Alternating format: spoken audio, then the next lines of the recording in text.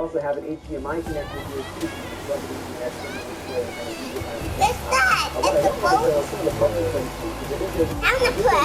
Here's the pulling up the start menu. But I'm fine with putting that by acting too often on the tablet mode. I feel like this is maybe up here with something than many other devices. So that's a fun little gotcha there. The little power standby switch is right here. Also, if you want to put that one on you also have a headphone microphone jack here. An OTG port. This is a micro USB connector. You can plug in one of those adapters you get for 2 or 3 bucks on Amazon or somewhere else.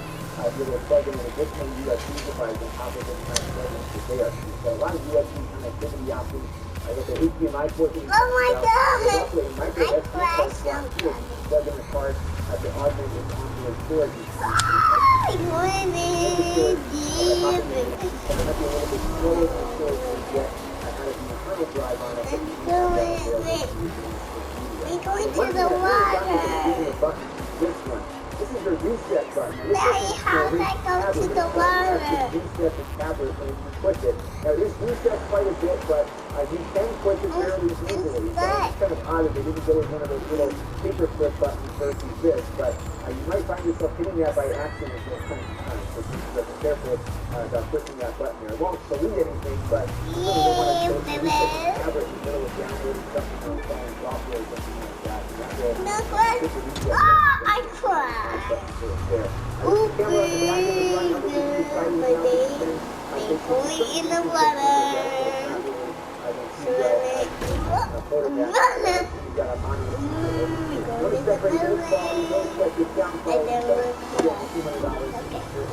No, good. No.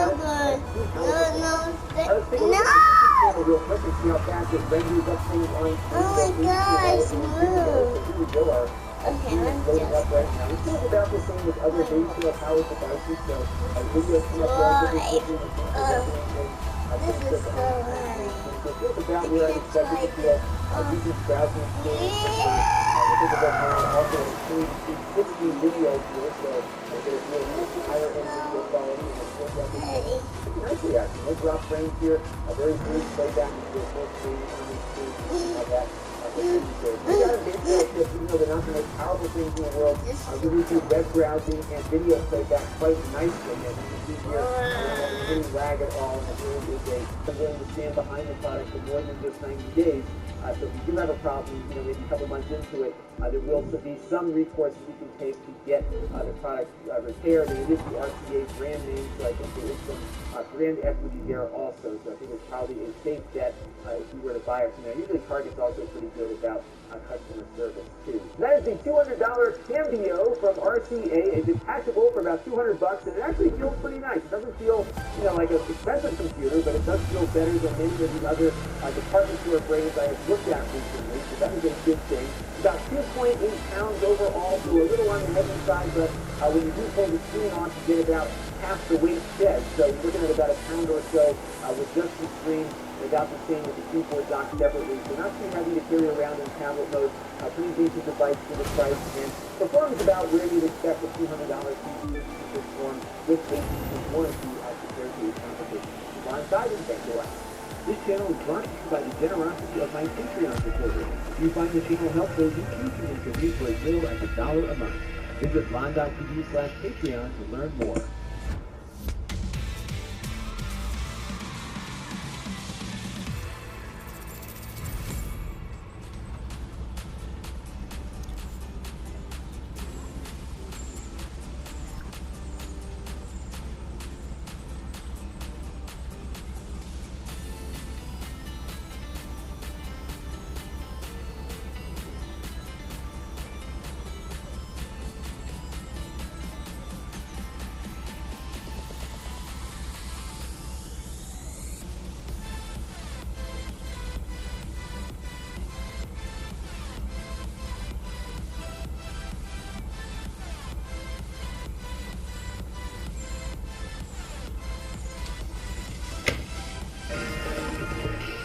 Hey everybody, it's Lon Seidman, and one of the best values out there for a laptop at the moment is the Motul 14. I bought one the other day to check it out because a lot of you were curious, and we're going to be doing a full review of this Ryzen-based 14-inch laptop here in just a second. Now, I do want to let you know, in the interest of full disclosure, that I paid for this with my own funds. All of the opinions you're about to hear are my own. Nobody is paying for this review, nor is anyone reviewing or approving what you're about to see before it was uploaded. So let's get into it now and see what we can do with this very low-priced laptop. Now, I bought mine at Walmart.com for $299, and then when I checked Walmart's site this morning, the price went down to $249, and that was the price that a lot of other people were buying this at a few weeks ago. So it looks like Walmart is adjusting the price on a pretty rigorous here. So if you don't see it for $249, keep an eye on it because it's likely going to go back down to that price. Walmart does not do any price guarantees, so if you paid $299 like I did, they will not refund you the difference. I tried, they wouldn't do it. So just have some patience if you don't see the $249 price tag. But even at $300, it's not a bad deal. So let's take a closer look now at the hardware. This has an AMD Ryzen 3 3200U processor inside, along with 4 gigabytes of RAM. I'll talk a little bit more about the limitations that they baked into this in a second. You've got a 14-inch 1080p display, which looks nice. It's nice and sharp. Colors are good. The text and everything looks nice on it for reading, but it's a bit on the dim side, which is kind of par for the course on these low-cost laptops. But I think it looks pretty attractive, and it's smaller than some of the other 15-inch Ryzen-based machines that we've looked at. Up here, you've got your webcam, but this also supports Windows Hello for face recognition to log in, and that's a feature we don't typically see on lower-priced machines. So there's no fingerprint reader, but you do get the face recognition if you want that. It's got 128 gigabytes of storage built in. That's a solid-state drive and NVMe. And we took it apart a little bit earlier on the extras channel, and you can actually add a second NVMe drive into this, which was nice to see 2 of those slots available.